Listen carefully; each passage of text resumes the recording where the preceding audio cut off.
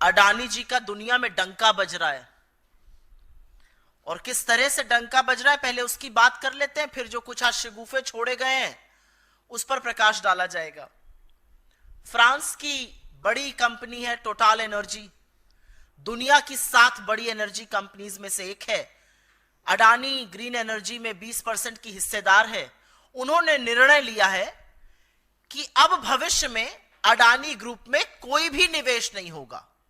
यह निर्णय भ्रष्टाचार, घूसखोरी, जालसाजी के जो आरोप लगे हैं अमेरिका में, उसके चलते किया गया है। यह उनकी प्रेस रिलीज में है कि हमारी जीरो टॉलरेंस है भ्रष्टाचार को लेकर। तो टोटल एनर्जी ने आगे आइंदा निवेश ना करने की ठानी है।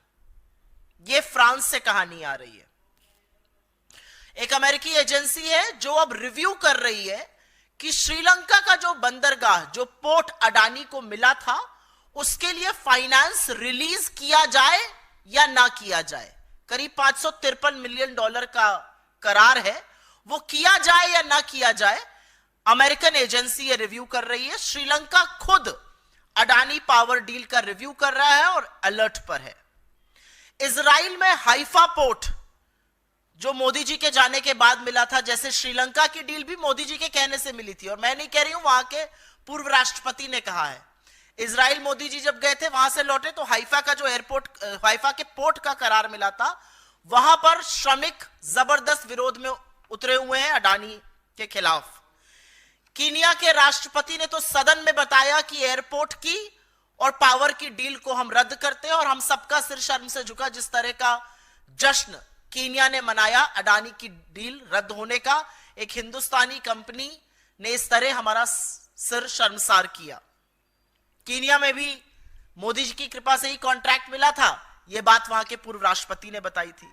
बांग्लादेश की कोर्ट ने अडानी पावर डील के जांच के आदेश दिए हैं।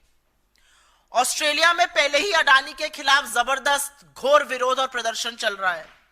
स्विट्जरलैंड ने अडानी से रिलेटेड, उनसे संलग्न करीब 2617 करोड़ रुपए फ्रीज कर दिए हैं जालसाजी और हेराफेरी के आरोपों के बीच में। अमेरिका में तो डंका ऐसा बज रहा है कि वारंट इशू हुए हैं। तो हर ओर अडानी घिर रहे हैं, सिवाय हिंदुस्तान के। हिंदुस्तान में वो सेफ रहेंगे क्योंकि यहां पर नरेंद्र मोदी जी के रहते हुए उनका कोई बाल से बाका नहीं कर सकता है। यहां असलियत यह है कि एजेंसियां मूक दर्शक बनी रहेंगी, वरना इतने संगीन, इतने गंभीर आरोप लगने के बाद आज तक, अभी तक उनकी गिरफ्तारी हो जानी चाहिए थी। आप देख रहे हैं सौगंध टीवी, सौगंध वतन की।